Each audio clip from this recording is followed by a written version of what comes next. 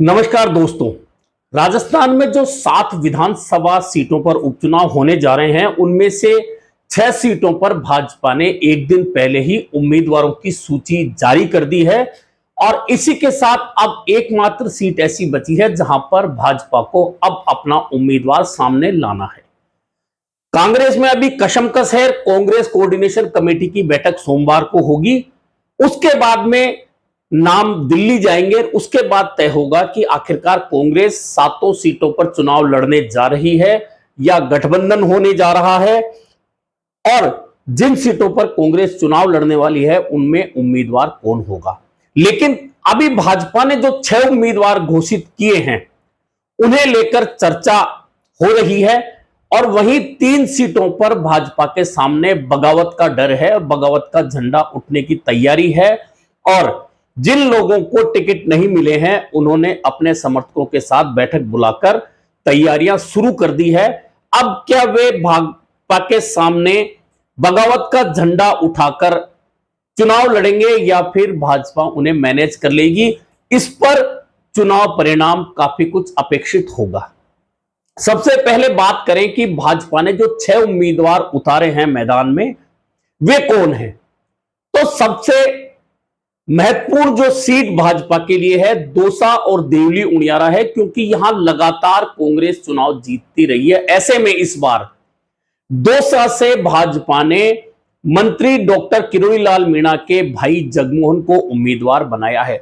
इससे एक तीर से 2 निशाने साध लिए हैं भाजपा ने। एक तो डॉक्टर किरोड़ी लाल मीणा की जो नाराजगी थी वह निश्चित तौर पर थम जाएगी, और चूंकि किरोड़ी लाल मीणा से जब इस्तीफे या पार्टी के बारे में चर्चा होती है तो वे मुंह पर उंगली रख लेते थे। अब चूंकि उनके भाई को दौसा से उम्मीदवार बना दिया गया है तो अब उन्हें मुंह पर उंगली रखनी पड़ेगी। पार्टी को लेकर जिस तरह के वे बयान देते हैं, पार्टी आला कमान पर, प्रदेश के मुख्यमंत्री या सरकार पर जिस तरह के सवाल वे खड़ा कर रहे थे, अब वे सवाल खड़े नहीं कर पाएंगे क्योंकि सामने भाई उम्मीदवार है भाजपा के।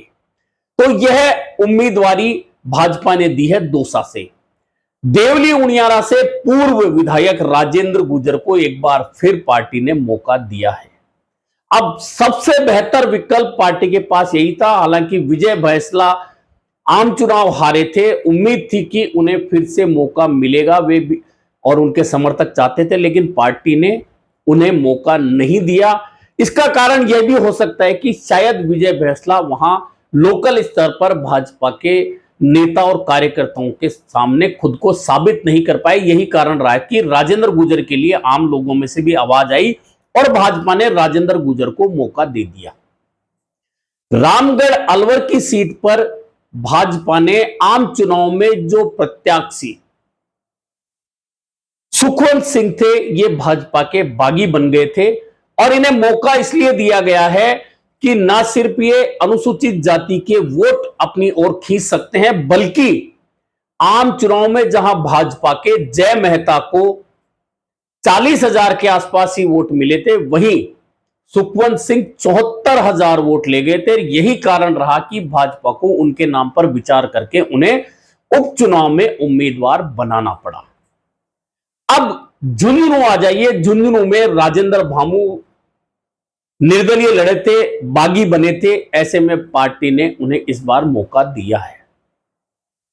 सलूंबर सीट, चूंकि अमृतलाल मीणा भाजपा के विधायक थे, दिवंगत हो गए, उनकी पत्नी शांता देवी को वहां से उम्मीदवार बनाया गया। ऐसा लगभग हर सीट पर होता है जहां कोई विधायक के दिवंगत होने से कोई भी पार्टी जब टिकट देती है तो वह निश्चित तौर पर उस परिवार पर भरोसा करती है जिस परिवार से विधायक होते हैं, क्योंकि लोगों की भावनाएं जुड़ी होती है और उन भावनाओं को वोटों में तब्दील करने के लिए पार्टियां इस तरह के फैसले लेती है। इसलिए अमृतलाल मीणा की पत्नी शांता देवी को उम्मीदवार बनाया है भाजपा ने सलूंबर से।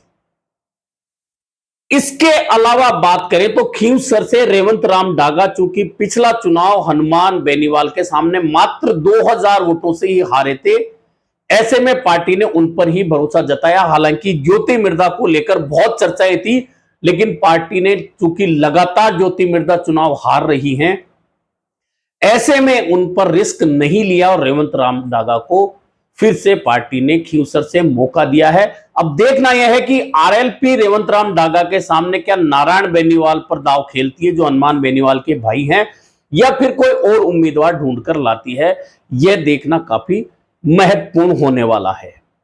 कुल मिलाकर भाजपा ने जो उम्मीदवार घोषित किए हैं, उन उम्मीदवारों के सामने अब बगावत की बात करें तो 3 सीटों पर बगावत की तैयारी चल रही है। उनमें पहली सीट है रामगढ़ अलवर, जहां से भाजपा के जो उम्मीदवार थे पिछली बार जय मेहता,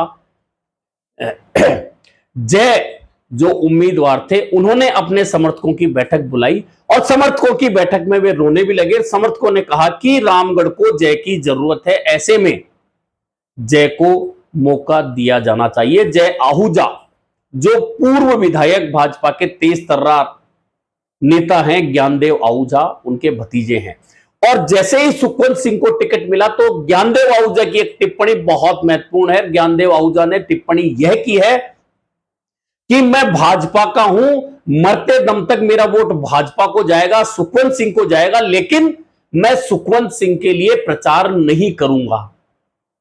अब प्रचार अगर ज्ञानदेव आहूजा नहीं करते हैं और उनके भतीजे जय आहूजा बगावत का झंडा बुलंद कर लेते हैं, तो चाहे ज्ञानदेव आहूजा कितना ही कहें कि वे भाजपा के सुखवंत सिंह का प्रचार नहीं करेंगे लेकिन वोट भाजपा को देंगे, तो क्या जनता इस बात पर भरोसा कर लेगी?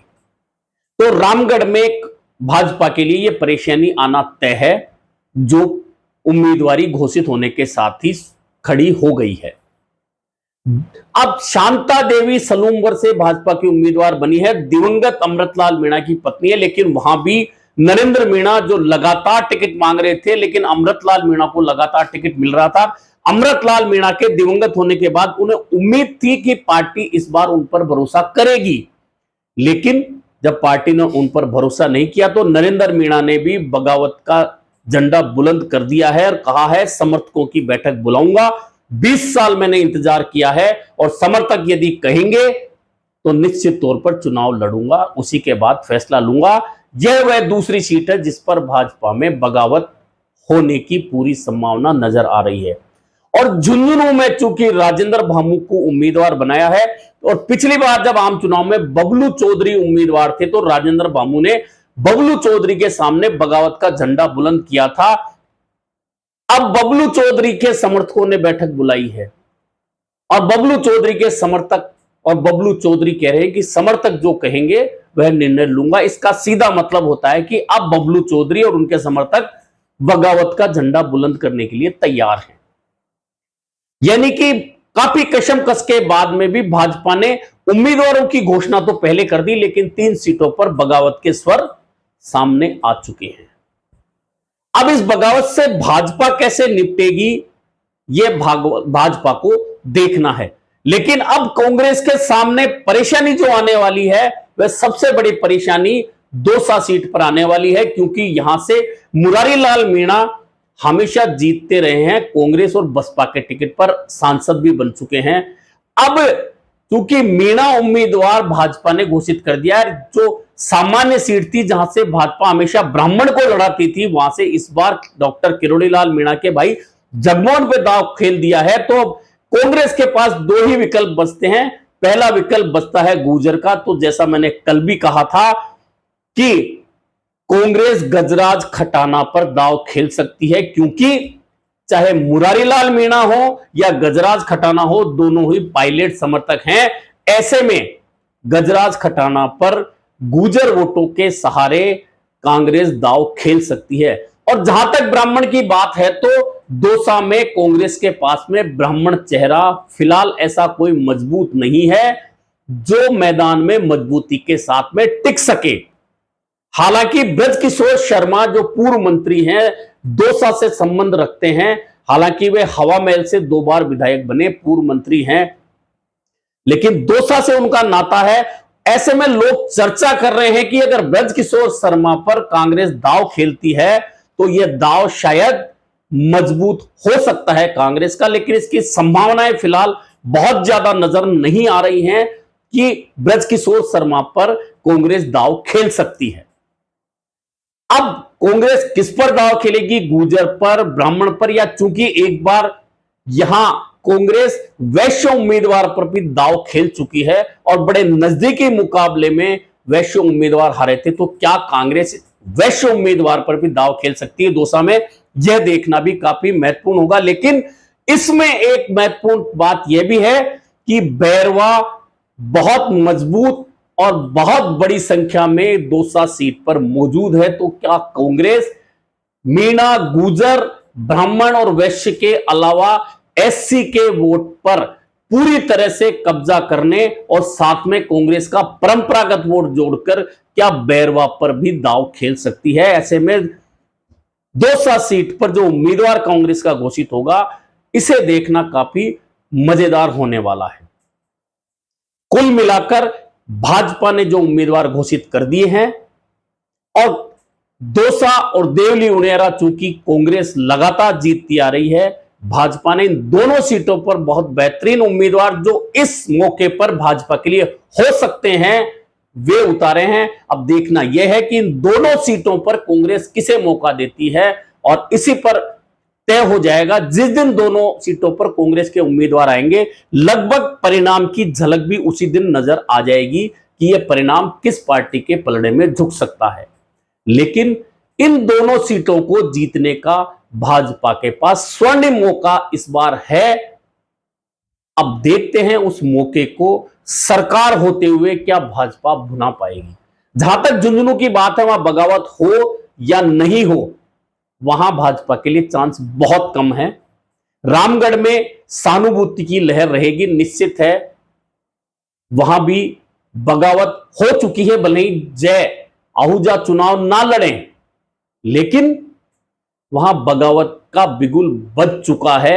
ऐसे में अगर जय आहूजा चुनाव नहीं भी लड़ेंगे तो भी भाजपा के लिए बहुत आसान काम नहीं होगा। हालांकि सलूमबर में सहानुभूति का लाभ भाजपा निश्चित तौर पर उठाना चाहेगी। और खींवसर की जहां तक बात करें तो रेवंत राम डागा और आरएलपी का मुकाबला बेहद नजदीक होगा, यह तो तय है। अब वह मुकाबला अन्य जातियां, राजपूत, राजपुरोहित और अन्य जो जातियां हैं, वे किस पलड़े में जाती हैं और कांग्रेस किस पर दांव खेलती है अगर गठबंधन नहीं होता है, तो यह देखना काफी महत्वपूर्ण होगा। और कांग्रेस के गठबंधन नहीं होने पर जो उम्मीदवार सामने लाया जाएगा, वह तय करेगा कि खींवसर में क्या आरएलपी का गढ़ टूटेगा या फिर हनुमान बेनीवाल अपने गढ़ पर काबिज रह पाएंगे। अभी के लिए इतना ही, फिर मिलेंगे नए मुद्दे पर चर्चा के साथ।